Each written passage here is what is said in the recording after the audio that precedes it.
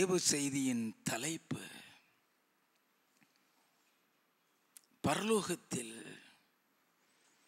தேவனோடு வாசம் பண்ண தேவனாகிய கர்த்தர் நம்மிடம் எதிர்பார்க்கும் உண்மை. பாகம் 3. சங்கீத புஸ்தகம் 101வது சங்கீதம் 6வது வசனம். தேசத்தில் உண்மையானவர்கள் என்னோட வாசம் பண்ணும்படி என் கண்கள் அவர்கள் மேல் நோக்கமாயிருக்கும். உத்தமமான வழியில் நடக்கிறவன் என்னை சேவிப்பான். மேற்கண்ட வசனத்தின்படி தேவனாகிய கர்த்தர் உத்தமமும் உண்மையுமாய் இருக்கிறவர்கள் மேல் அவருடைய கண்கள் நோக்கமாய் இருக்கிறது என்பதை நாம் அறிந்து கொள்ள முடியும். வேதத்தை ஆராய்ந்து பார்த்தால் தேவனால் தெரிந்து கொள்ளப்பட்ட பல பரிசுத்தவான்களுடைய உத்தமத்தையும் அந்த உத்தமத்தினால் தேவன் அவர்களுக்கு அருளிய பலன்களையும் நாம் பார்க்க முடியும். இன்று என் ஆண்டவராகிய இயேசு கிறிஸ்து பிதாவினிடத்தில் எப்படி உண்மையுள்ளவராயிருந்தார், அதை இன்றைக்கு நாம் தியானிக்க போகின்றோம். நமக்காக தம்முடைய ஜீவனையை கொடுத்த அவர் நமக்கு மாதிரியை வைத்துவிட்டு சென்றிருக்கிறார். அதன்படி நாமும் தேவாதி தேவனுக்கு உண்மையுள்ளவர்களாய் இருக்க வேண்டுமே.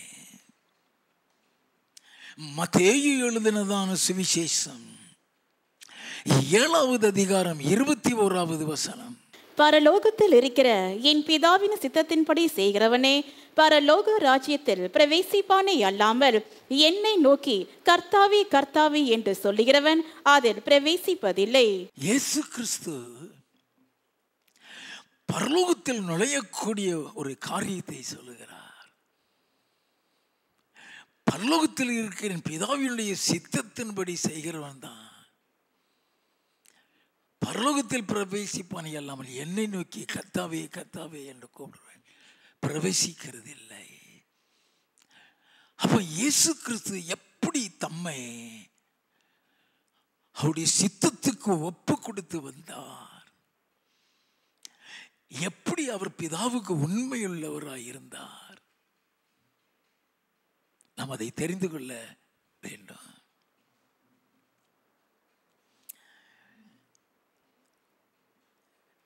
நாம் வாசித்த அந்த வசனத்தின்படி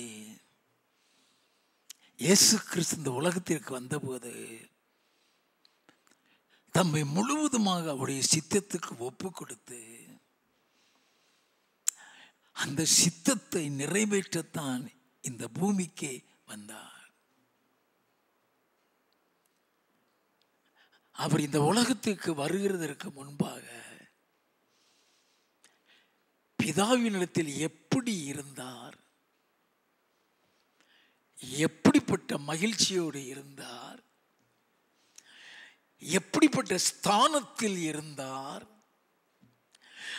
அப்படிப்பட்ட ஸ்தானத்தையும் மகிழ்ச்சியையும் சந்தோஷத்தையும் உதறிவிட்டு தானே பூமிக்கு வந்தார். அவர் பூமிக்கு வந்ததை நாம் அறிந்து கொள்வதற்கு முன்பாக அவர் பரலோக பிதாவோடு கூட எப்படி இருந்தார் என்பதை நாம் அறிந்து கொள்ள வேண்டுமே. நீதிமொழிகளின் புஸ்தகம் 8வது அதிகாரம் 30வது வசனத்தை வாசிக்க கேட்போம்.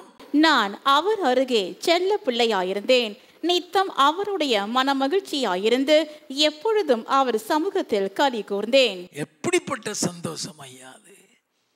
நல்ல கவனிங்க. நான் அவர் அருகே செல்ல பிள்ளையாயிருந்தேன், நித்தம் அவருடைய மனமகிழ்ச்சியாயிருந்து அவர் சமூகத்திலே களி கூர்ந்தேன் என்று சொல்கிறாரே. அந்த மன மகிழ்ச்சியை, அந்த சந்தோஷத்தை உதறிவிட்டுதான் பிதாவினுடைய சித்தத்துக்கு கீழ்ப்படிந்து வருகிறார்.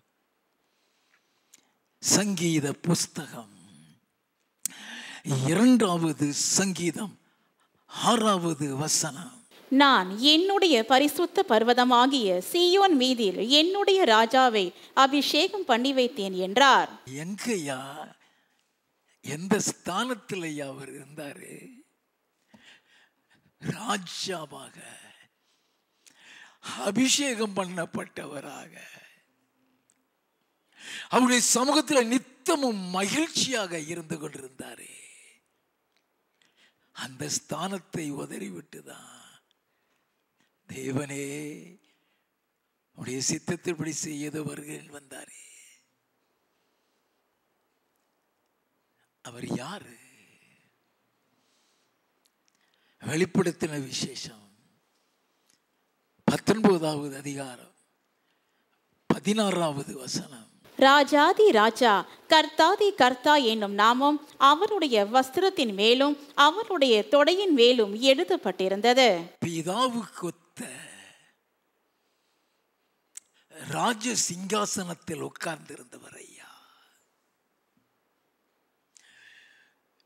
பிதாவோடு கூட அந்த ராஜ சிங்காசனத்தில் உட்கார்ந்திருந்தவர் ஐயா.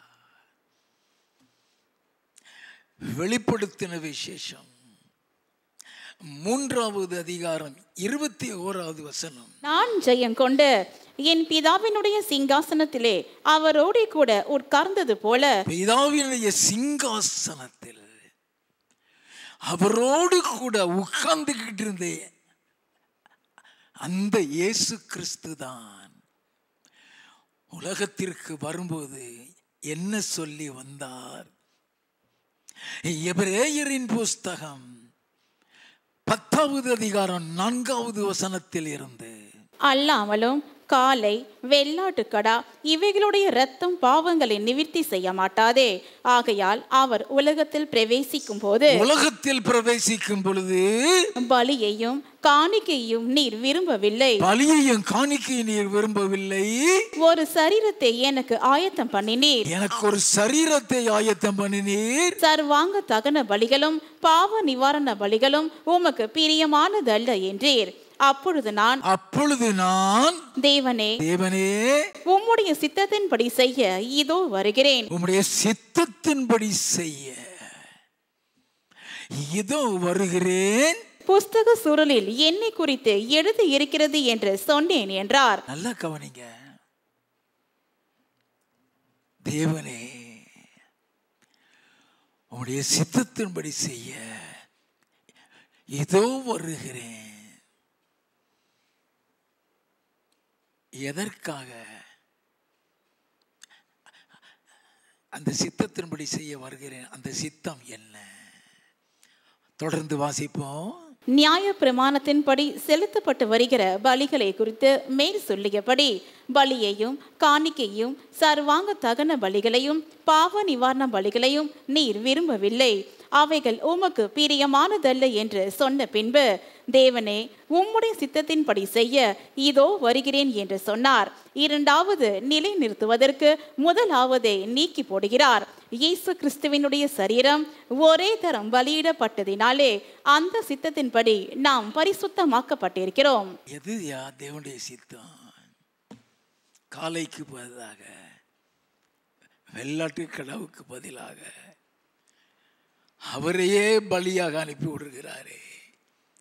நீங்களும் நானும் பரிசுத்தமாக இருக்க வேண்டும் என்பதற்காக. நல்ல கவனிங்க. அவரிடத்தில் உண்மையாக இருக்கிறதுனா எந்த அளவுக்கு நீ இந்த பரிசுத்தத்தை காத்துக் கொள்கிறியோ நீ அவரிடத்தில் உண்மையாக இருக்கிறாய். நல்லா கவனிக்க வேண்டும். உண்மையை குறித்த எதிர்பார்ப்புங்கிறது பலியாக தம்மையே பலி செலுத்தி அவருடைய இரத்தத்தினால் நம்மளை பரிசுத்தமாக்கி இருக்கிறாரே. அந்த பரிசுத்தத்தில் நீ நிலைத்திருப்பாயானால் நீ அவருக்கு உண்மையாயிருக்கிறாய். முதலாவது அவரிடத்தில் உண்மையை எதிர்பார்ப்பார். நல்லா கவனித்துக் கொள்ள வேண்டும். இயேசு சொன்னார், தேவனே உம்முடைய சித்தத்தின்படி செய்ய இதோ வருகிறேன். புஸ்தக சொல்லில் என்னை குறித்து எழுதியிருக்கிறதுன்னு சொன்னாரே. அப்ப எந்த பாதையில போக வேண்டும்,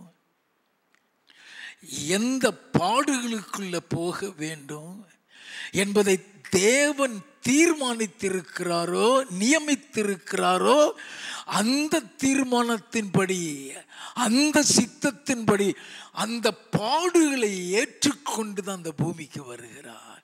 அது என்ன பாடுகள்? சங்கீத புஸ்தகம் 22வது சங்கீதம் 6 முதல் 8 வசனங்கள்.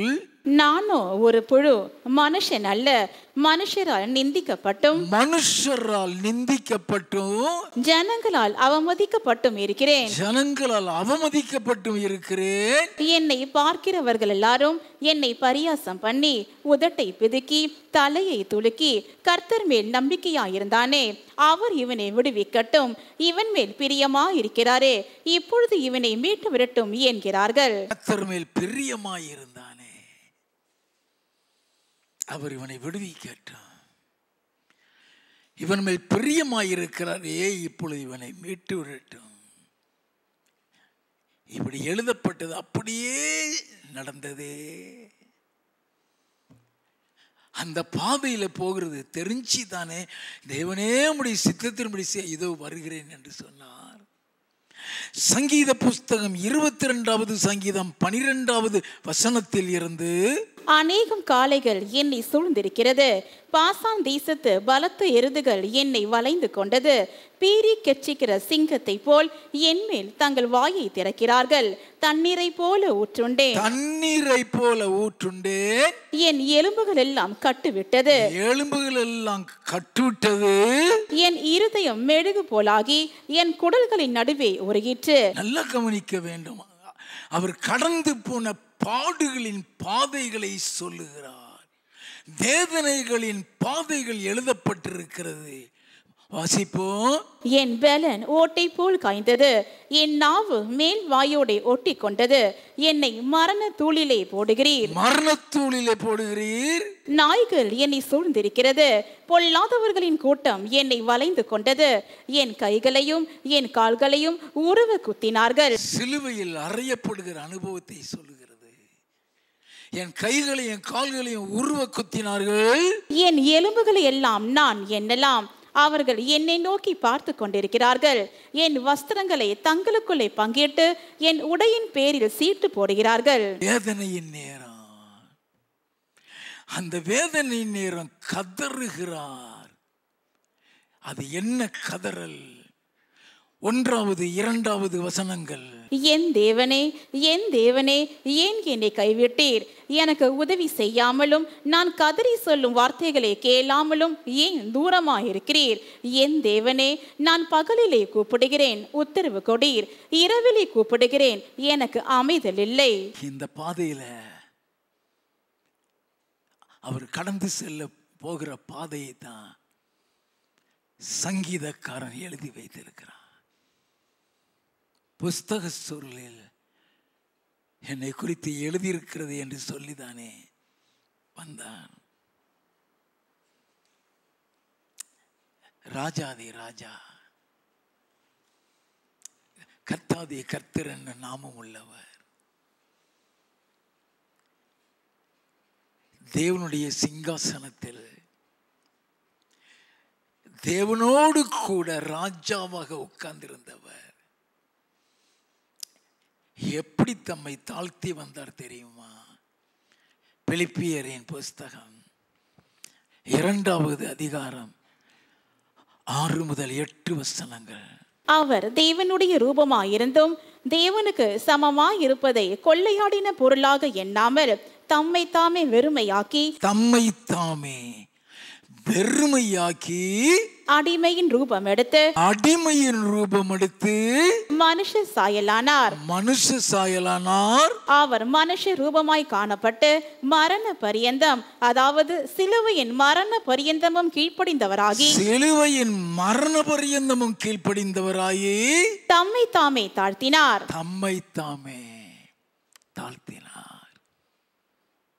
வெறுமையாக்கிட்டாரு. எப்படி ஒரு மண்ணில் மனுஷனை உருவாக்கினார்களோ அந்த மண்ணுக்கு சமானமான மனுஷ ரூபத்திலே அவர் வந்தார். ஒரு தாழ்மையின் சின்னம். அவரை பிரியப்படுத்த வேண்டும். எந்த அளவுக்கு தன்னை தாழ்த்த முடியுமோ தாழ்த்துகிறாரு. நல்ல கவனிங்க. Faithfulness means to please God in all area of our life. அவருடைய வாழ்க்கையின் எல்லா பகுதியிலையும் அவரை மட்டும் பிரியப்படுத்துகிறது. ஆபிரகாமை பார்த்து, உன் தேசத்தையும் உன் தகப்பன் வீட்டையும் உன் சொந்த ஜனங்களையும் விட்டு நான் காண்பிக்கிற தேசத்துக்கு போய் என்று சொல்லி தன்னை அழைத்தார். எல்லாவற்றையும் விட்டு தன்னை அர்ப்பணித்து தானே தேவனுக்கு பின்னால் வந்தான். அதே மாதிரிதான் இவரும் பரலோக சுகத்தையும் பரலோக இன்பத்தையும் பரலோக ஸ்தானத்தையும் விட்டு தான் இந்த பூமிக்கு வந்து மனுஷ சாயலாய் வருகிறார். மனுஷ சாயலாக வந்து அந்த மனுஷ ரூபத்திலும் இன்னும் தம்மை தாழ்த்தினாராம். மனுஷ சாயலாகவே வர்றதையே அடிமையின் ரூபம் எடுத்து தம்மை தான் தாழ்த்தி மனுஷ சாயலானார் என்று சொல்லப்பட்டிருக்கிறது. அந்த மனுஷ சாயலிலும் இன்னும் தம்மை எப்படி தாழ்த்தினாரா? யோவான் எழுதின சுவிசேஷம் 13வது அதிகாரம் 3 முதல் 5 வசனங்கள். தம்முடைய கையில் பிதா எல்லாவற்றையும் ஒப்பு கொடுத்தார் என்பதையும் தாம் தேவனிடத்திலிருந்து வந்ததையும் தேவனிடத்திற்கு போகிறதையும் இயேசு அறிந்து, தேவனிடத்தில் இருந்து வந்ததையும் மறுபடியும் அதே சிங்காசனத்துக்கு போகிறதையும் அறிந்து, வாசிப்போம். போஜனத்தை விட்டெழுந்து வஸ்திரங்களை கழற்றி வைத்து ஒரு சீலையை எடுத்து அறையிலே கட்டிக்கொண்டு, ஒரு சீலையை எடுத்து அறையிலே கட்டுகிறார். அது வேலைக்காரனுக்கு அடையாளம். அது வேலைக்காரனுக்கு அடையாளம். அது தன்னை தாழ்த்துகிற அடையாளம். இடுப்புல கட்டியாச்சினாலே முன்னால இருக்கிறவங்களுக்கு மதிப்பு கொடுக்கிறது. யாரு முன்னால இருக்கிறாங்களோ அவங்களுக்கு மதிப்பு கொடுக்கிறதற்கு அந்த இடுப்புல கட்டுறது. நல்ல கவனிங்க. மனுஷ ரூபத்தில் வந்தும் மனுஷ ரூபத்திலையும் தன்னை தாழ்த்துகிறார். ஒரு மனுஷ ரூபத்தில் வந்து இன்னொரு மனுஷனை கனப்படுத்துகிறார். கேள்விப்பட்டிருக்கவா? வந்தது மனுஷ ரூபம். அந்த மனுஷ ரூபத்தில் வந்தும் இன்னொரு மனுஷனை கனப்படுத்தும்படியாக இடுப்பிலே துண்டை எடுத்து கட்டிவிட்டு, வாசிப்போம். பின்பு பாத்திரத்தில் தண்ணீர் வார்த்து சீஷருடைய கால்களை கழுவவும் தாம் கட்டி கொண்டிருந்த சீலையினால் துடைக்கவும் தொடங்கினார். நல்ல கவனிங்க. சீஷருடைய கால்களை கழுவி துடைக்கிறார். அவன் எஜமான் ஆயிட்டான், இவர் வேலைக்காரன் ஆயிட்டாரியா? யோசித்து பார்த்தோமா?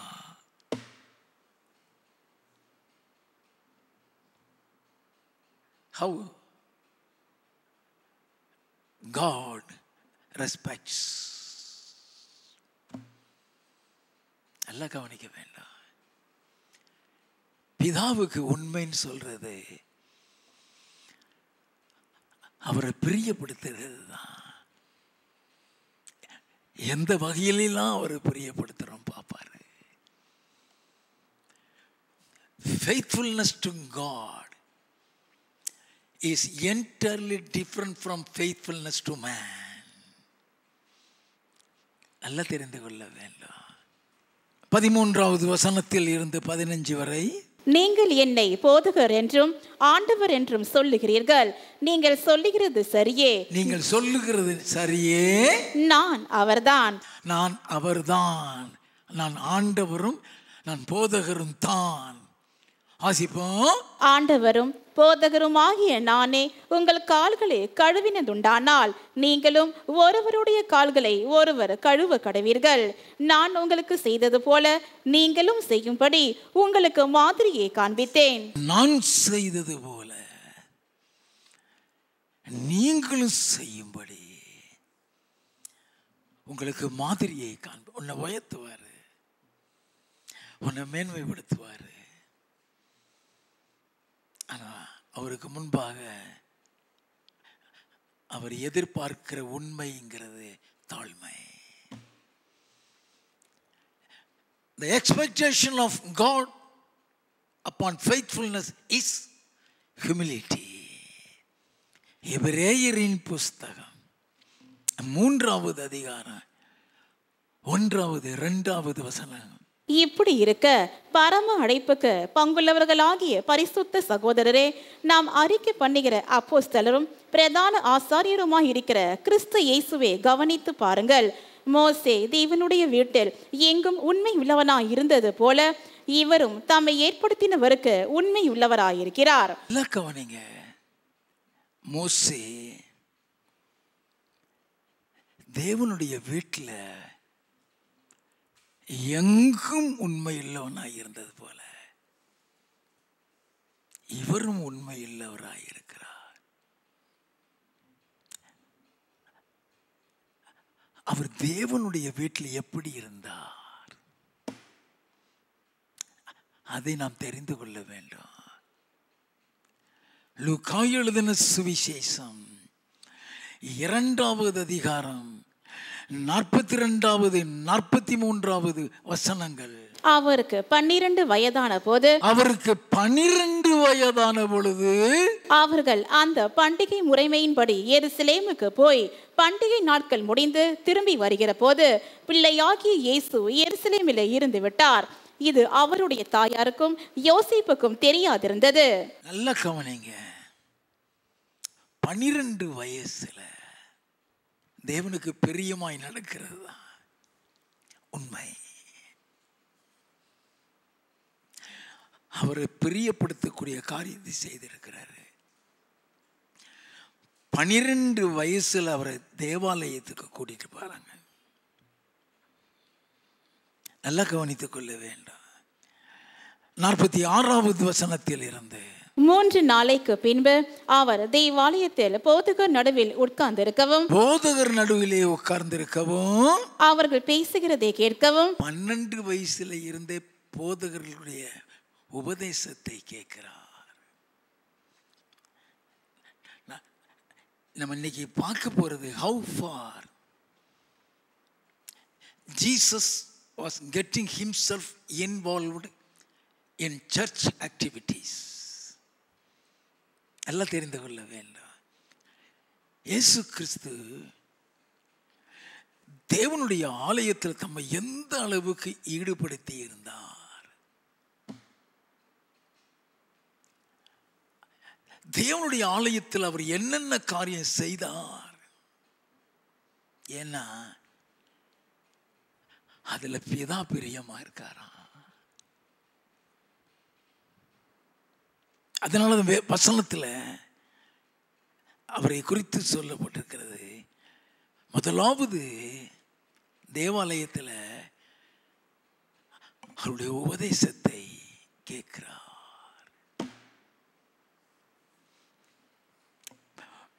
12 வயசுல இருந்தே தேவனுடைய உபதேசத்தை ஆலயத்திலே கேட்க வாசிப்போம். அவர்கள் பேசுகிறதை கேட்கவும் அவர்களை வினாவவும் கண்டார்கள். அவளை பூமி மாதிரி வந்து இருக்கிறது இல்ல, கேள்வியும் கேட்கிறாரு. இதுக்கு அர்த்தம் என்ன, இதுக்கு அர்த்தம் என்ன? அவங்களுக்கு தெரியாததுக்கு இவர் பதில் கொடுக்கிறாரு. கேள்வியும் கேட்கிறாரு, பதிலும் கொடுக்கிறார். வாசிப்போம். அவர் பேச கேட்ட யாவரும் அவருடைய புத்தியையும் அவர் சொன்ன மாறு தரங்களையும் குறித்து பிரமித்தார்கள். அவர் சொன்ன மாறு தரங்கள் அவங்களுக்கு தெரியாது, இவருக்கு தெரியும். வயசு 12. ஒரு பக்கம் அவர்களுடைய உபதேசத்தை கவனிக்கின்றார். வாசிப்போம். தாய் தகப்பன்மாரும் அவரை கண்டு ஆச்சரியப்பட்டார்கள். அப்பொழுது அவருடைய தாயார் அவரை நோக்கி, மகனே, ஏன் எங்களுக்கு இப்படி செய்தாய்? இதோ உன் தகப்பனும் நானும் விசாரத்தோட உன்னை தேடினோமே என்றாள். விசாரத்தோட தேடினோமே, உட்கார்ந்துட்டியப்பா. வாசிப்போம். அதற்கு அவர், நீங்கள் ஏன் என்னை தேடினீர்கள்? ஏன் என்னை தேடினீர்கள்? என் பிதாவுக்கு அடுத்தவைகளில் நான் இருக்க வேண்டியதென்று அறியீர்களா என்றார். என் பிதாவுக்கு அடுத்த இடத்துல நான் இருக்கணும்னா நான் இங்க இப்படியெல்லாம் நடக்கணும். நல்ல கவனிங்க ஐயா. நான் அங்க போய் அவர் பக்கத்துல நான் உட்காரணும். அப்ப அவருக்கு பிரியமான காரியத்தை நான் செய்து கொண்டிருக்கிறேங்க. நல்ல கவனிக்க வேண்டும். யோவான் எழுதின சுவிசேஷம் 6வது அதிகாரம் 38வது வசனம்.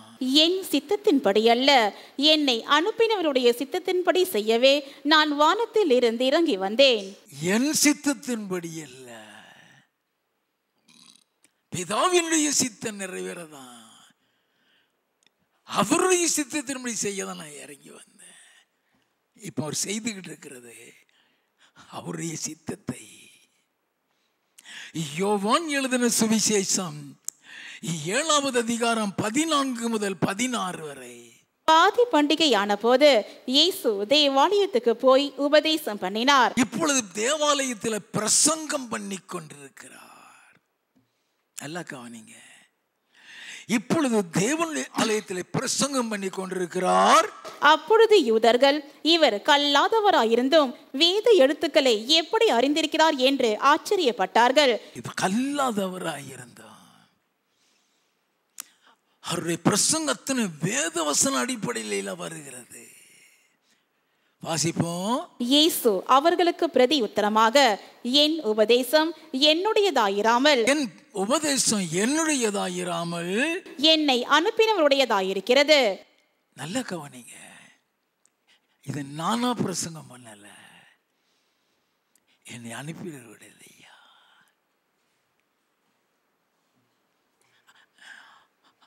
அவர் எதை பிரசங்கம் பண்ண சொல்றாரோ அதை தான் நான் பிரசங்கம் பண்றேன். யோவான் எழுதின சுவிசேஷம் 12வது அதிகாரம் 49-50. நான் சுயமாய் பேசவில்லை, நான் பேச வேண்டியது இன்னதென்றும், உபதேசிக்க வேண்டியது இன்னதென்றும் என்னை அனுப்பின பிதாவே எனக்கு கட்டளையிட்டார். நல்லா கவனிங்க.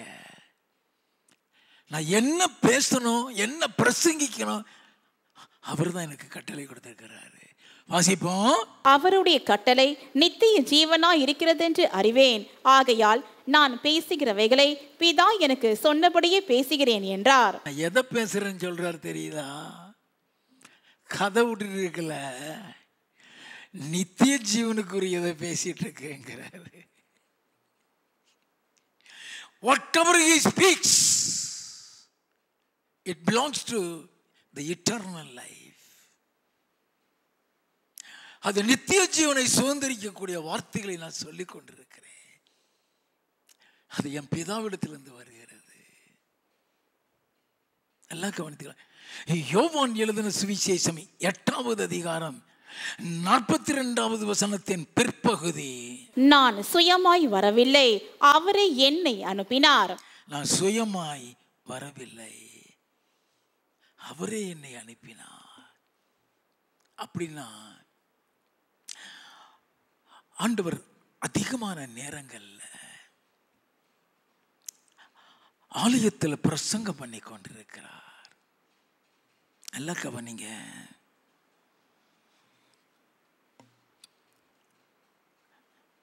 லூக்கா எழுதின சுவிசேஷம் 21வது அதிகாரம் 37வது 38வது வசனங்கள்.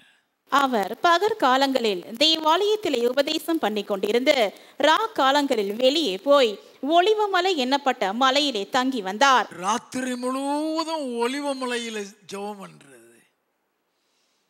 லூக்கா 6:12 வாசித்தீங்கன்னா மலைக்கு மேலே போய் ராத்திரி முழுவதும் ஜெபம் பண்ணிட்டு இருப்பாரு. ஜெபம் சொல்றது அவர் மீது நீ வைத்திருக்கிற உண்மை. அதை பின்னால் எடுப்பேன். அல்ல கவனிங்க. பகல் காலம் முழுவதும் தேவாலயத்தில் பிரசங்கம் பண்ணிக்கிட்டு இருக்கிறாரா. அடுத்த வசனம், ஜனங்கள் எல்லாரும் அவருடைய உபதேசத்தை கேட்கும்படி அதிகாலமே தேவாலயத்தில் அவரிடத்திற்கு வருவார்கள்.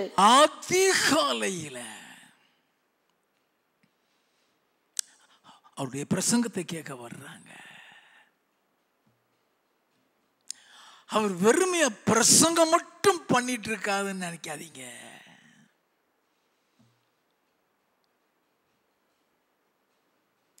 அவர் அவரையே அந்த ஆலய திருப்பணிக்காக ஒப்பு கொடுத்து செயல்பட்டு கொண்டிருக்கிறார். லூக்கா எழுதின சுவிசேஷம் 4வது அதிகாரம் 16 முதல் 20 வரை.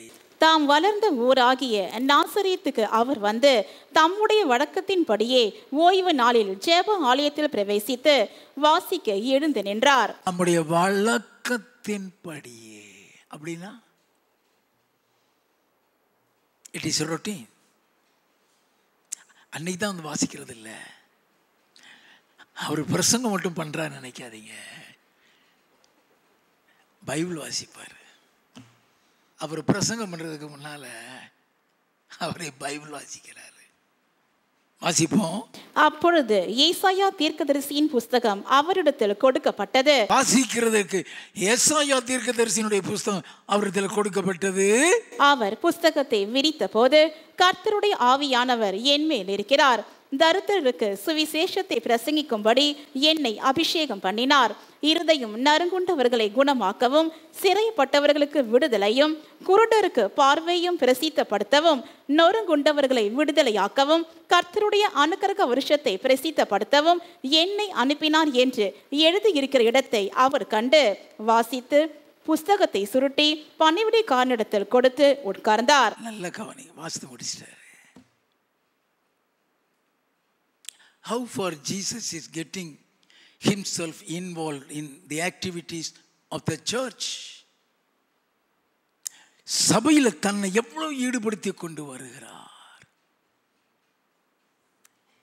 தேவனே உன்னுடைய சித்தத்தின்படி செய்ய இதோ வருகிறேன் சொல்லிதான் வந்தாரு. என் பிதாவுக்கு அடுத்தவையில் நான் இருக்க வேண்டியது இல்லையான்னு சொல்லிட்டு தானே ஆலயத்தில் 3 நாளா கிடக்கிறாரு. அப்ப அவர் ஆலயத்தில் எதிலையெல்லாம் அவர் கண் போகிறது, எதையெல்லாம் வாட்ச் பண்ணுகிறார், அது பிதாவுடைய காரியம் அர்த்தம். நம்ம அதை தெரிந்து கொள்ள வேண்டும். மார்க்கு எழுதின சுவிசேஷம் 12வது அதிகாரம் 41 முதல் 44 வரை. இயேசு காணிக்கை பெட்டிக்கு எதிராக உட்கார்ந்து ஜனங்கள் காணிக்கை பெட்டியில் பணம் போடுகிறதை பார்த்து கொண்டிருந்தால். நல்ல கவனிங்க. காணிக்கை பெட்டிக்கு எதிர்க்க வந்து உட்கார்ந்துட்டு காணிக்கை போடுறத பார்த்துக்கிட்டு இருக்கிறாருன்னா அதுல பிதாவினுடைய சித்தம் இருக்குன்னு அர்த்தம். நான் சுயமா ஒன்று செய்கிறது இல்லைன்னு சொன்னாரு. ஏன் பார்த்துக்கிட்டு இருக்காருங்கிறத கவனிக்கணும். வாசிப்போம். ஐஸ்வர்யவான்கள் அநேகர் அதிகமாய் போட்டார்கள், ஏழையான ஒரு விதவையும் வந்து ஒரு துட்டுக்கு சரியான 2 காசை போட்டாள். 2 காசு போடுறா. அந்த 2 காசும் ஒரு துட்டுக்கு தான் சமானம். வாசிப்போம். அப்பொழுது அவர் தம்முடைய சீஷரை அழைத்து, காணிக்கை பெட்டியில் பணம் போட்ட மற்ற எல்லாரை பார்க்கிலும் இந்த ஏழை விதவை அதிகமாய் போட்டாள் என்று மெய்யாகவே உங்களுக்கு சொல்லுகிறேன். ஏழை விதவை அதிகமாய் போட்டாள் என்று மெய்யாகவே உங்களுக்கு சொல்லுகிறேன். அவர்கள் எல்லாரும் தங்கள் பரிபூர்ணத்தில் இருந்து எடுத்து போட்டார்கள். அவர்கள் எல்லாரும் தங்கள் பரிபூர்ணத்தில் இருந்து எடுத்து போட்டார்கள். நல்லா கவனிங்க.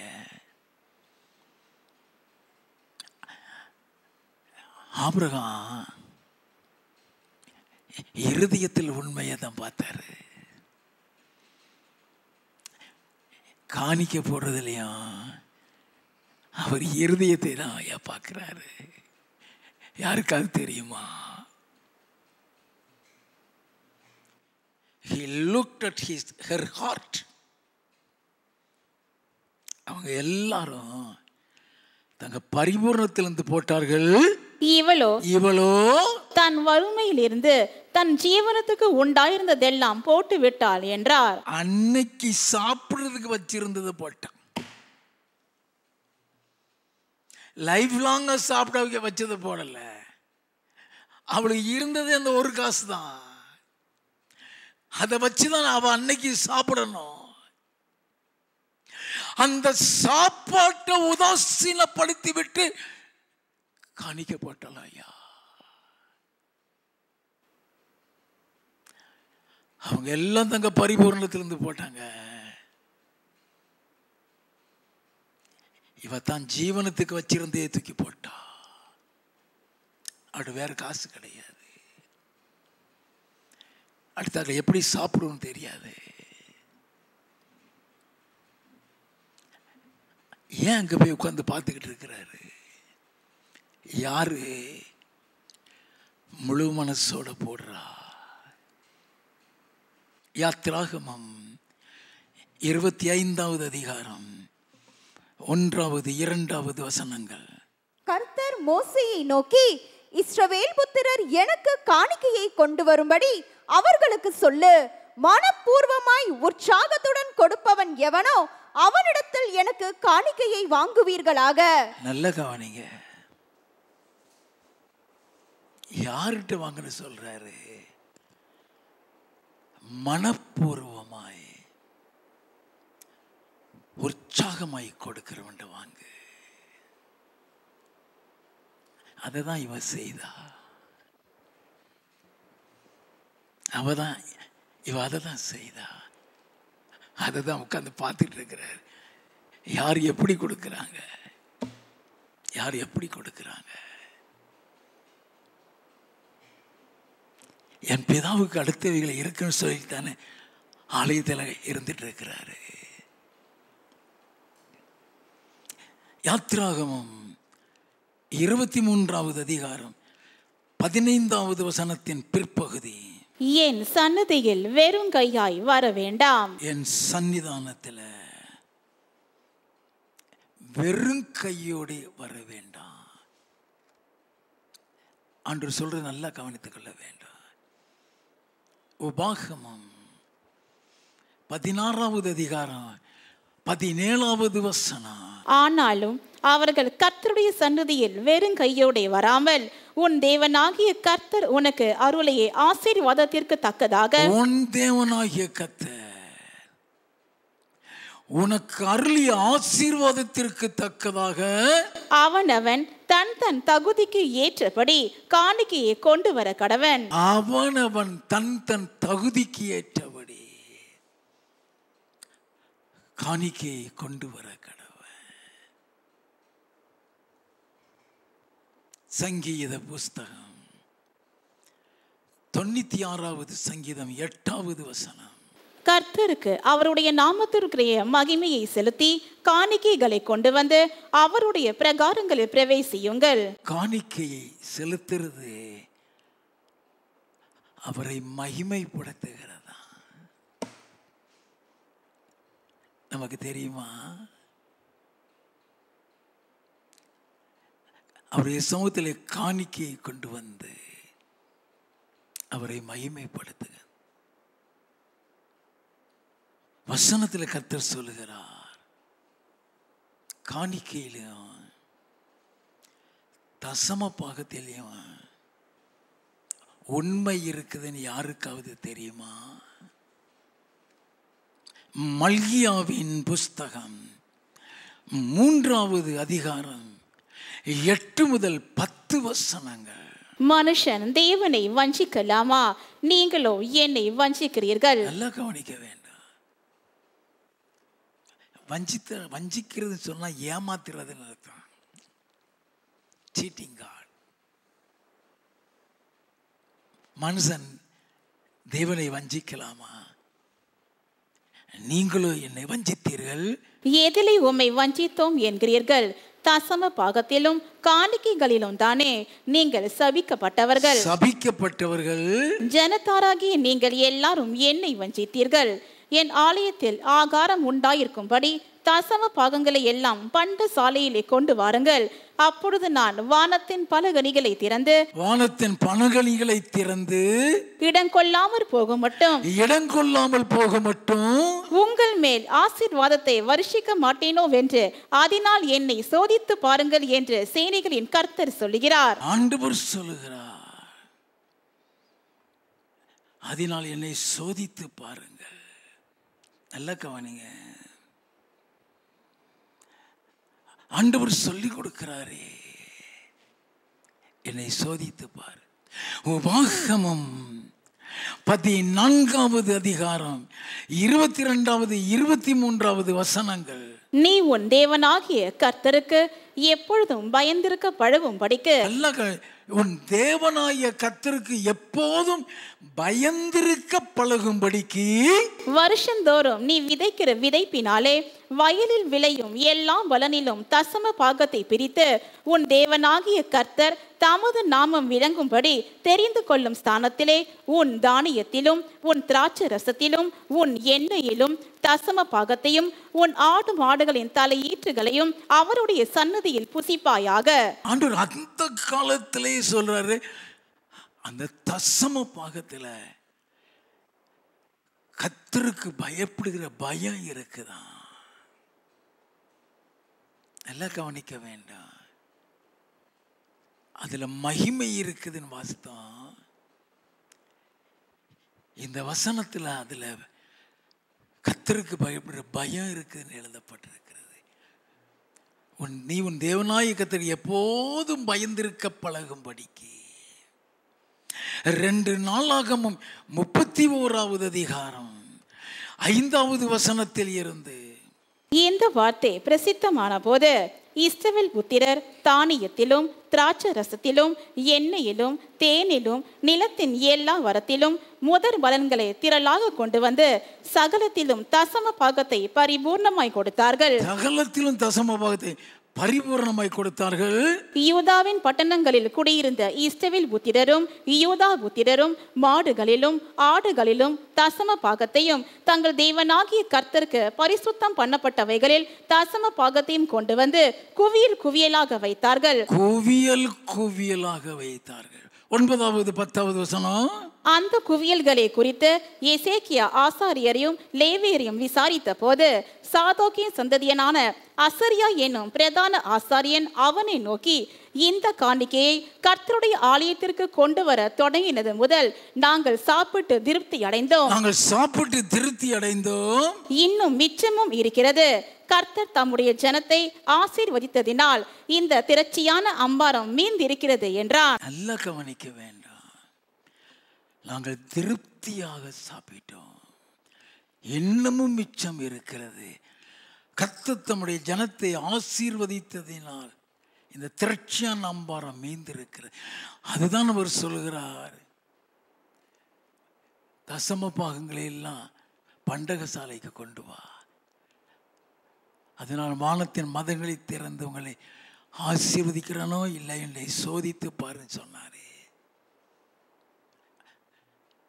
அதில் உண்மை இருக்கிறது. ஆபிரகாமை இருதயத்தில் உண்மை உள்ளவன் என்று கண்டுதானே அழைத்தார். அந்த ஆபிரகாம் செய்த காரியம் என்ன? ஆதியாகமம் 14வது அதிகாரம் 18 முதல் 20. அன்றியும் உன்னதமான தேவனுடைய ஆசாரியனாய் இருந்த சாலேமின் ராஜாவாகிய மெல்கிசேதேக்கு அப்பமும் திராட்சை ரசமும் கொண்டு வந்து அவனை ஆசீர்வதித்து, வானத்தையும் பூமியையும் உடையவராகிய உன்னதமான தேவனுடைய ஆசீர்வாதம் ஆபிரகாமுக்கு உண்டாவதாக. உன் சத்துருக்களை உன் கையில் ஒப்பு கொடுத்த உன்னதமான தேவனுக்கு ஸ்தோத்திரம் என்று சொன்னான். அவனை ஆசீர்வதிக்கிறான். அவன் வந்து ஆபிரகாமை ஆசீர்வதிக்கிறான். வாசிப்போம். இவனுக்கு ஆபிராம் எல்லாவற்றிலும் தசம பாகம் கொடுத்தான். ஐயா, வேதத்துல தசம பாகத்தை குறித்த நியாயப்பிரமாணமே அங்க கிடையாது. நியாயப்பிரமாணமே இல்லாத அந்த நாட்கள் ஆபிரகாம் தசம பாகம் கொடுத்தான் சொன்னா ஆபிரகாமுக்கு யாரு சொல்லி கொடுத்திருப்பா? ஆதியாகமம் 17வது அதிகாரம் 1வது வசனம்.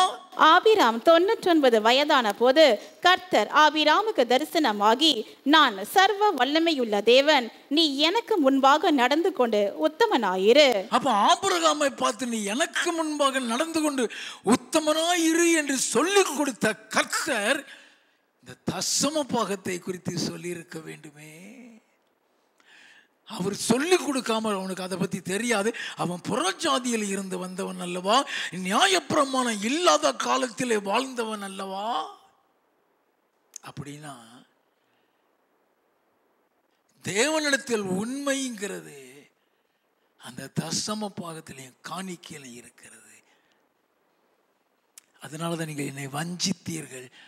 எதினால் என்றால் தசம பாகத்திலையும் காணிக்கையிலுங்கிறாரு. ஆலயத்தில்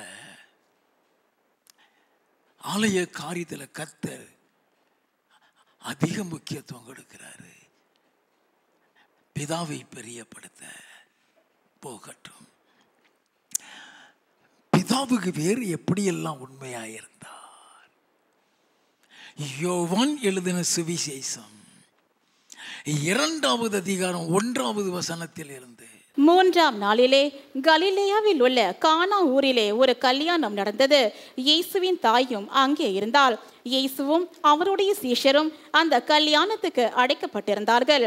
திராட்சரசம் குறைவுபட்ட போது இயேசுவின் தாய் அவரை நோக்கி, அவர்களுக்கு திராட்சரசம் இல்லை என்றாள். அதற்கு இயேசு, ஸ்திரீயே, எனக்கும் உனக்கும் என்ன, என் வேலை இன்னும் வரவில்லை என்றார். பிதாட்ட இருந்து உத்தரவு வரலம்மா. ஐயா, அங்க திராட்சரசம் இல்லையா, அது காலியாக போகுது. அவரை பெத்த தாய் கேட்குறாங்க, இல்லை என் வேலை இன்னும் வரல, என் பிதா சொல்லட்டும். ஃபெய்த்ஃபுல்னஸ்.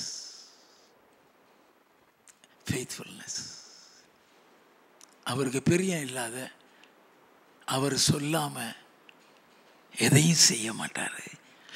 யோவான் எழுதின சுவிசேஷம் 11வது அதிகாரம் முதல் 6 வசனங்கள். மரியாளும் அவள் சகோதரியாகிய மார்த்தாலும் இருந்த பெத்தானியா கிராமத்தில் உள்ளவனாகிய லாசரு என்னும் ஒருவன் வியாதிப்பட்டிருந்தான். கர்த்தருக்கு பரிமள தைலம் பூசி தன் தலைமயிரால் அவருடைய பாதங்களை துடைத்தவள் அந்த மரியாளே. அவளுடைய சகோதரனாகிய லாசரு வியாதியாயிருந்தான். அப்பொழுது அவனுடைய சகோதரிகள், ஆண்டவரே, நீர் சிநேகிக்கிறவன் வியாதியாய் இருக்கிறான் என்று சொல்ல அவரிடத்திற்கு ஆள் அனுப்பினார்கள். யாரு வியாதியா இருக்கிறானா?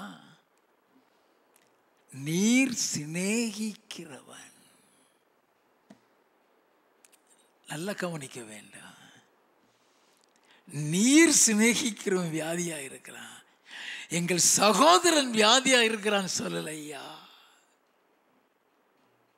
நீர் சிநேகிக்கிறவன் வியாதியா இருக்கிறான். வாசிப்போம். இயேசு அதை கேட்ட பொழுது, இந்த வியாதி மரணத்துக்கு ஏதுவாயிராமல் தேவனுடைய மகிமை விளங்குவதற்கு ஏதுவாயிருக்கிறது. இது மரணத்துக்கு ஏதுவான வியாதி இல்ல, தேவனுடைய மகிமை விளங்குறதுக்கு ஏதுவான வியாதி. வாசிப்போம். தேவனுடைய குமாரனும் அதனால் மகிமைப்படுவார் என்றார். அதனால் தேவனுடைய குமாரனும் மகிமைப்படுவார். அத தேவன் மகிமைப்பட்டால் மாத்திரமே குமாரன் மகிமைப்படுவார்ங்கிறார். அவருடைய வார்த்தையை ஒவ்வொன்றையும் கவனிக்க வேண்டும். வாசிப்போம்.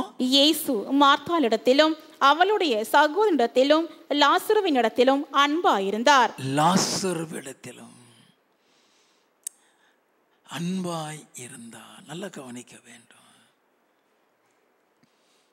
வாசிப்போம். அவன் வியாதியாய் இருக்கிறதாக அவர் கேள்விப்பட்ட பொழுது தாம் இருந்த இடத்திலே பின்னும் 2 நாள் அங்கே தங்கினார். இன்னும் போகல.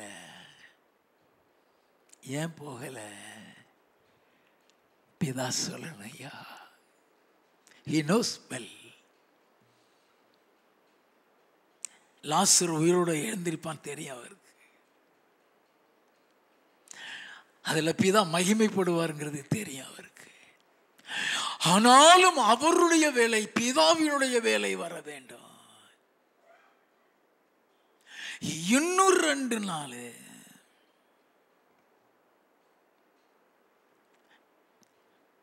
11வது வசனம். இவைகளை அவர் சொல்லிய பின்பு அவர்களை நோக்கி, நம்முடைய சிநேகிதனாகிய லாசரு நித்திரை அடைந்திருக்கிறான், நான் அவனை எழுப்ப போகிறேன் என்றார். நான் அவனை எழுப்ப போகிறேன். 15வது வசனம். நான் அங்கே இராததினால் நீங்கள் விசுவாசம் உள்ளவர்களாகிறதற்கு ஏது உண்டென்று உங்கள் நிமித்தம் சந்தோஷப்படுகிறேன். 17வது வசனம். இயேசு வந்த போது அவன் கல்லறையில் வைக்கப்பட்டு 4 நாளாயிற்று என்று கண்டார். எத்தனை நாள்? 4 நாள். ஏன் 4 நாள் கழிச்சு வர்றாரு? பிதாட்டு இருந்து உத்தரவு வரணும்.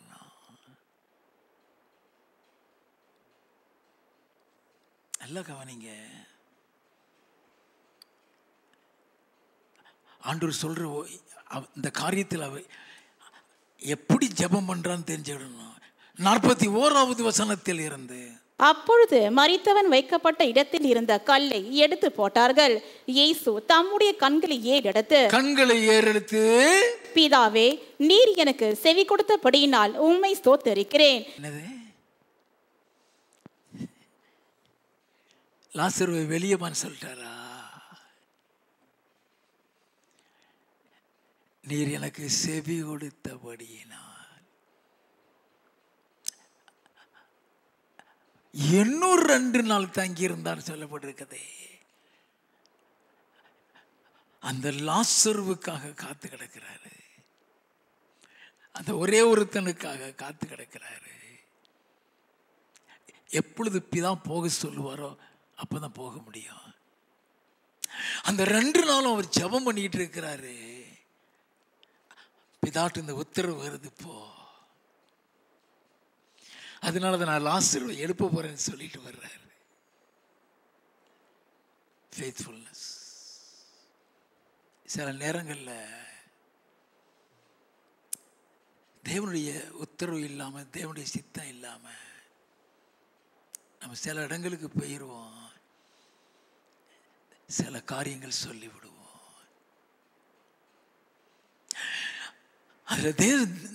அது தேவனுடைய சித்தமா நமக்கு தெரியாது.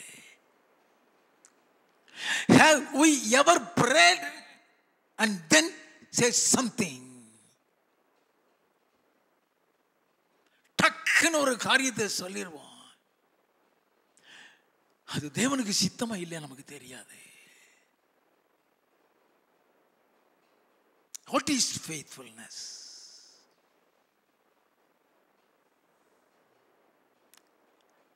அவருடைய சித்தத்தின்படி செய்கிறது. செத்தவங்க எத்தனை பேர் எழுப்பியிருக்காரியா இவரு? ஆனால் லாசர் விஷயத்தில் ஏன் காத்திருந்தார்? அந்த 4 நாள் கழிச்சு ஒருத்தனை உயிரோட எழுப்பின ஹிஸ்டரி உலகத்திலே கிடையாது. அதில் பிதா மகிமைப்படுகிறார். அந்த பிதா மூலம் குமாரன் மகிமைப்படுகிறார். ஐயா, whatever he does that will glorify the name of the Father, அவர் மகிமைப்படும்படி செய்கிறோமா? 1 கொரிந்தியரின் புஸ்தகம் 6வது அதிகாரம் 20வது வசனம். கிரயத்துக்கு கொல்லப்பட்டீர்களே, கிரயத்துக்கு கொல்லப்பட்டீர்களே, ஆகையால் தேவனுக்கு உடையவைகளாகிய உங்கள் சரீரத்தினாலும் உங்கள் ஆவியினாலும் தேவனை மகிமைப்படுத்துங்கள். தேவனை மகிமைப்படுத்த செய்கிறோமா? எந்த காரியத்திலையும் தேவனை மகிமைப்படுத்துகிறோமா?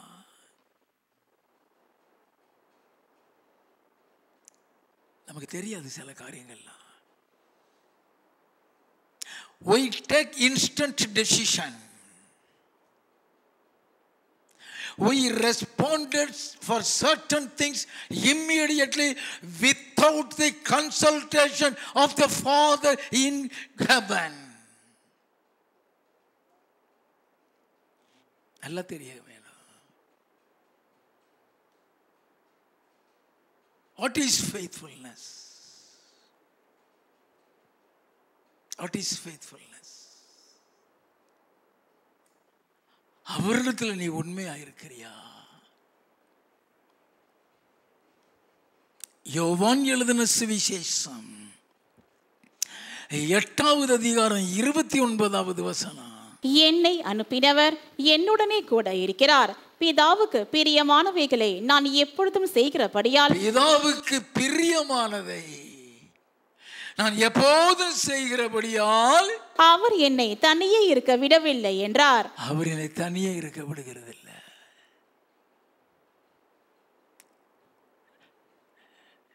நாமளே முடிவெடுக்கிறோம். சகோதரியே, சகோதரனே, you have taken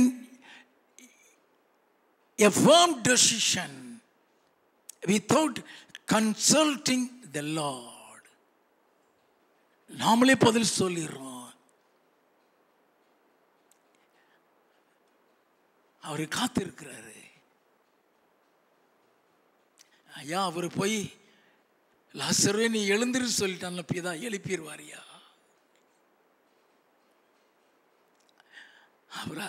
அவரா சுயமா போய் செய்ய விரும்பல. அங்கிருந்து உத்தரவு வரணும். அதனாலதான் அவர் லாசரு எழுப்பும் பொழுது, நீ எப்போது எனக்கு செவி கொடுக்கிறீ என்று நான் அறிந்திருக்கிறேன், ஆனாலும் நீ என்னை அனுப்பினதை சூழ்ந்திருக்கும் ஜனங்கள் விசுவாசிக்கும்படியாக அவர்கள் நிமித்தம் சொன்னேன். பியூட்டிஃபுல் வசனம். யோவான் 11:42. நீர் எப்பொழுதும் எனக்கு செவி கொடுக்கிறீர் என்று நான் அறிந்திருக்கிறேன், ஆனாலும் நீர் என்னை அனுப்பினதை சூழ்ந்து நிற்கும் ஜனங்கள் விசுவாசிக்கும்படியாக அவர்கள் நிமித்தம் இதை சொன்னேன் என்றார். அவர் அனுப்பிதான் வர்றாரு. அவர் காத்திருக்கிறாரு. பிதா உத்தரவு கொடுத்ததுக்கு அப்புறம் தான் போகிறாரு. நல்லா தெரிந்து கொள்ள வேண்டும். அவருடைய உத்தரவுக்கு காத்திருக்க வேண்டும். நாமளே பதில் சொல்லிடுறோம், நாமளே முடிவெடுத்துடுறோம். கடைசியாக அவருடைய ஜெபம். மார்க்கு 1:35 அதிகாலையில் இருட்டோடு எழுந்து வனாந்திரமான ஒரு இடத்துல போய் ஜெபம் பண்ணுகிறார். எதற்காக அந்த ஜெபம்? ஏசாயா 50வது அதிகாரம் 4வது வசனத்தில் தேவனாகிய கர்த்தர் அநேக காரியங்களை அந்த காலை வேளையிலே அவருக்கு சொல்லிக் கொடுக்கிறார். ஏசாயா 50:4 வாசிங்க.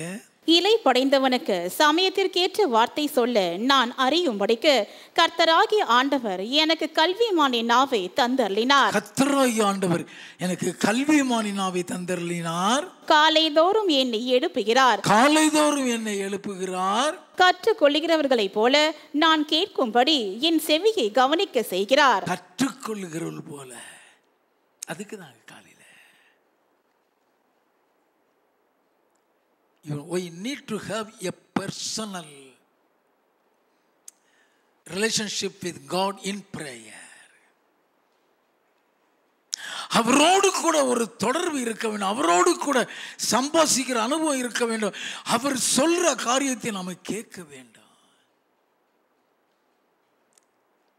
ஆண்டவரையே பத்தி தெரியாத ஆபிரகாம் எப்படி பரலோகத்துக்கு போக முடிஞ்சது? தேவனே அறியாதவன் தேவ சமூகத்தில் போய் கிடக்கிறான். அவன் எப்படி நடக்கணும்னு சொல்லி கொடுக்கிறாரு. அவர் சொல்லி கொடுத்ததுபடியே அவன் செய்து கொண்டு வருகிறான். ஒன்று கட்டளை இல்லை, ரெண்டு கட்டளை இல்லை, பல கட்டளைகள் ஆபிரகாமுக்கு கொடுக்கப்படுகிறது.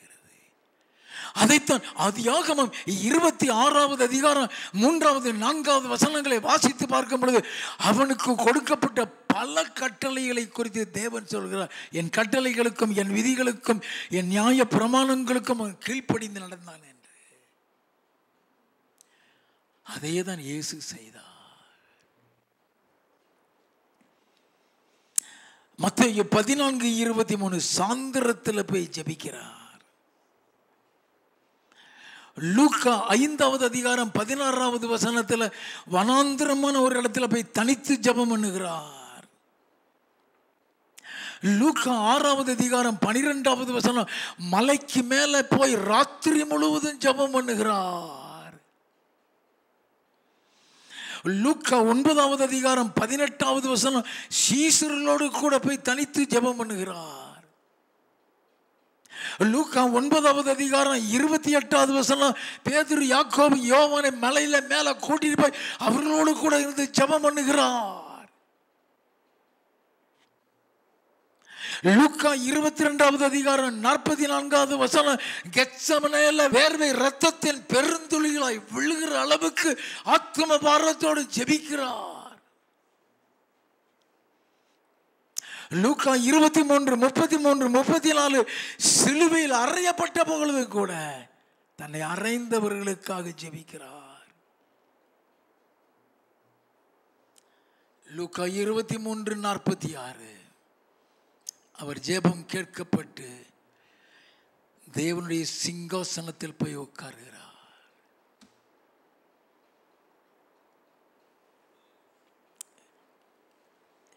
ஜபங்கிறது ஜபத்தில் உள்ள உண்மைனா என்ன தெரியுமா? What is faithfulness in prayer? தானியேலின் புஸ்தகம் 6வது அதிகாரம் 4வது வசனத்தில் இருந்து அப்பொழுது பிரதானிகளும் தேசாதிபதிகளும் ராஜ்யத்தின் விசாரிப்பிலே தானியேலை குற்றப்படுத்தும்படி முகாந்திரம் தேடினார்கள். ஆனாலும் ஒரு முகாந்திரத்தையும் குற்றத்தையும் கண்டுபிடிக்க அவர்களால் கூடாதிருந்தது. அவன் உண்மை உள்ளவனாய் இருந்தபடியால் அவன் மேல் சுமந்த யாதொரு குற்றமும் குறைவும் காணப்படவில்லை. நல்ல கவனிங்க, உண்மை உள்ளவன் அவன். ஆண்டவருக்கு உண்மை உள்ளவன் ஐயா, ராஜாவுக்கும் உண்மை உள்ளவன். அவன் ஒரு குற்றத்தையும் கண்டுபிடிக்க முடியல. வாசிப்போம். அப்பொழுது அந்த மனுஷர், நாம் இந்த தானியேலை அவனுடைய தேவனை பற்றிய வேத விஷயத்தில குற்றப்படுத்தும் முகாந்திரத்தை கண்டுபிடித்தாலுடைய அவனை வேறொன்றிலும் குற்றப்படுத்தும் முகாந்திரத்தை கண்டுபிடிக்க கூடாது என்றார்கள். நல்ல கவனிங்க, அவன் தேவனை பற்றிய முகாந்திரத்தை கண்டுபிடித்தாலுடைய வேற ஒன்றையும் கண்டுபிடிக்க முடியாது சொல்லி ராஜாட்ட போய் 30 நாள் வரைக்கும் உம்மை தவிர எந்த கடவுளையாவது வணங்கினா சிங்கக்கபியில போடணும்னு சொல்லி ராஜாவை நிர்பந்தப்படுத்தி சட்டத்தை போட வைத்து கையெழுத்தையும் முத்திரையும் போட வச்சுட்டானுங்க. 10வது வசனம். தானியேலோவென்றால் அந்த பத்திரத்துக்கு கையெழுத்து வைக்கப்பட்டதென்று அறிந்த போதிலும் தன் வீட்டுக்குள்ளே போய் தன் மேல் அறையிலே எருசலேமுக்கு நேராக பலகணிகள் திறந்திருக்க அங்கே தான் முன் செய்து வந்தபடியே தினம் 3 வேளையும் தன் தேவனுக்கு முன்பாக முழங்கார் படியிட்டு ஜெபம் பண்ணி ஸ்தோத்திரம் செலுத்தினான். நல்ல கவனிங்க, அவன் சாவை பத்திலாம் கவலைப்படல, சிங்கக்கவியை பத்தி கவலைப்படல. அவருக்கு உண்மையா இருக்கிறதுயா, அவருக்கு உண்மையா இருக்கிறது. லெட் கம் வாட் மே, என்னன்னாலும் வரட்டையா. பயந்து ஜன்னலை பூட்டிட்டுலாம் ஜெபம் பண்ணல. நீ பார்த்துக்கோ, பலகணிகள் திறந்து ஜன்னலையெல்லாம் திறந்து விட்டான். அந்த ஜன்னலுக்கு முன்னால் நின்று தேவனை ஜெபிக்கிறான், ஸ்தோத்திரம் பண்றான். இல்லை, கவனிக்க வேண்டாம், எப்பொழுதும் செய்கிறது மாதிரி அதை பார்க்குறானுங்க. ராஜாட்ட போய் சட்டத்தை மீறிட்டான், அவனை சிங்கக்கவியில் போடணுங்கிறானுங்க. 16வது வசனம். அப்பொழுது ராஜா கட்டளையிட அவர்கள் தானியேலை கொண்டு வந்து அவனை சிங்கங்களின் கெபியிலே போட்டார்கள். ராஜா தானியேலை நோக்கி, நீ இடைவிடாமல் ஆராதிக்கிற உன் தேவன் உன்னை தப்புவிப்பார் என்றான். நீ இடைவிடாமல் ஆராதிக்கிற தேவன் உன்னை தப்புவிப்பாரப்பா. ராஜாவுக்கு தூக்கம் போச்சு, சாப்பாடு போச்சு, கீத வாத்தியங்கள் போச்சு. அடுத்த நாள் காலையிலே ஓடி போய் நிற்கிறான் சிங்கக்கவியில். 20வது வசனத்தில் இருந்து ராஜா கெபியின் கிட்ட வந்தபோது துயர சத்தமாய் தானியேலை கூப்பிட்டு, தானியேலே, ஜீவனுள்ள தேவனுடைய தாசனே, நீ இடைவிடாமல் ஆராதிக்கிற உன் தேவன் உன்னை சிங்கங்களுக்கு தப்புவிக்க வல்லவராய் இருந்தாரா என்று தானியேலை கேட்டான். அப்பொழுது தானியேல், ராஜாவே, நீர் என்றும் வாழ்க, என்றும் வாழ்க. சிங்கங்கள் என்னை சேதப்படுத்தாதபடி தேவன் தம்முடைய தூதனை அனுப்பி அவைகளின் வாயை கட்டி போட்டார். அதேனென்றால், அது ஏனென்றால், அங்கதான் ஆன்சரே இருக்கு. அது ஏனென்றால் அவருக்கு முன்பாக நான் குற்றமற்றவனாய் காணப்பட்டேன். இதை அப்படியே திருப்பி சொன்னீங்கன்னா, அவருக்கு முன்பாக நான் உண்மையுள்ளவன் ஐயா, அவருக்கு முன்பாக நான் உண்மையுள்ளவன், ராஜாவாகிய உமக்கு முன்பாகவும் நான் நீதிகேடு செய்ததில்லை என்றார். உமக்கு முன்பாகவும் நான் உண்மை உள்ளவன். அதனால சிங்கங்கள் என்னை சேதப்படுத்தல. அவனை போட சொன்னானுங்களே, அத்தனை பேரையும் குடும்பத்தோட கொண்டாந்து போட சொல்லிட்டாரு. அவனுங்க தரையிலே போய் விழல, அதுக்குள்ளே காலி பண்ணிருச்சு.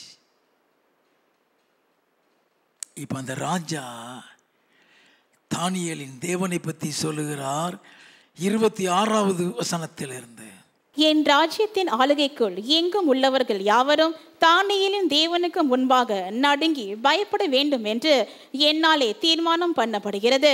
அவர் ஜீவன் உள்ள தேவன், அவர் என்றென்றைக்கும் நிலைத்திருக்கிறவர், அவருடைய ராஜ்யம் அழியாதது, அவருடைய கர்த்தத்துவம் முடிவு பரியந்தமும் நிற்கும்.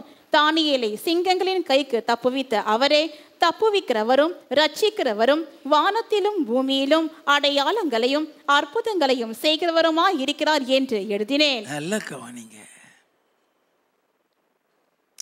தானியேலுடைய செய்கை தேவனை மகிமைப்படுத்தியது. அவர் ஜீவனுள்ள தேவன் என்பதை நேபுகாத்நேச்சார் அறிந்து கொள்ளும்படி வைத்தான். அப்போஸ்தலனாகிய பவுல் ஜெபத்தில் உண்மையுள்ளவன். அப்போஸ்தல நடவடிக்கைகளின் புஸ்தகம் 16வது அதிகாரம் 22 முதல் 25 வரை. அப்பொழுது ஜனங்கள் கூட்டங்கூடி அவர்களுக்கு விரோதமாய் எழும்பினார்கள். அதிகாரிகள் அவர்கள் வஸ்திரங்களை கிழித்து போடவும் அவர்களை அடிக்கவும் சொல்லி அவர்களை அநேக அடி அடித்த பின்பு சிறைச்சாலையிலே வைத்து அவர்களை பத்திரமாய் காக்கும்படி சிறைச்சாலைக்காரனுக்கு கட்டளையிட்டார்கள்.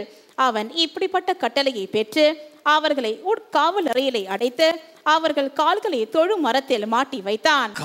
அடிச்சு நொறுக்கி சட்டையை கிழிச்சு காலில் தொழுமரத்தை மாட்டி, அதாவது நம்ம பாஷையில் சொன்னால் காலில் விலங்க போட்டு சிறைச்சாலையில் போட்டானுங்க.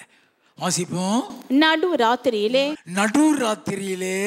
பவுலும் சீலாவும் ஜெபம் பண்ணி தேவனை துதித்து பாடினார்கள். ஜெபம் பண்ணி தேவனை துதித்து பாடினார். அதுதான் ஜெபத்தில் உண்மை. எந்த சூழ்நிலை வந்தாலும், என்ன பிரச்சனைகள் வந்தாலும், உனக்கும் தேவனுக்கு இருக்க உறவு நின்று போகவே நின்று போகாது. அவர் இல்லாமல் நீ வாழ முடியாது. உன் ஜெப வாழ்க்கை ஒரு நாளும் யாராலையும் தடை செய்ய முடியாது. அந்த ஜெபம் நிறுத்தப்படாமல் இருக்குமா? நீ அவரிடத்திலே உண்மையாய் இருக்கிறாய். அல்லேலூயா.